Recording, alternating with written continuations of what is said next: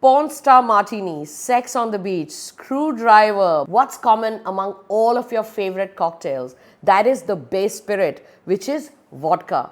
Its neutrality is its strength because it allows all the different ingredients in the cocktail to shine through. So the trick is to use a really high quality vodka which can maintain the neutrality and the versatility in your drink without spoiling the aftertaste. Today we are trying the You Love Car vodka.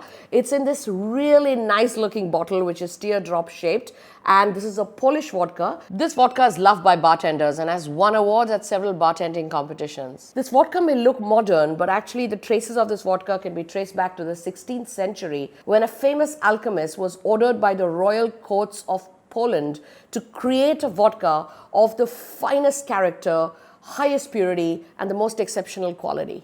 This vodka is a blend of a variety of grains such as rye, wheat, and barley. Palate smooth, rounded, almost butter-like, with a long silky finish. Just beautiful to sip on its own, or you can try making a variety of cocktails at home with it. What vodka-based cocktails have you tried making at home? Let me know in the comments below. Cheers.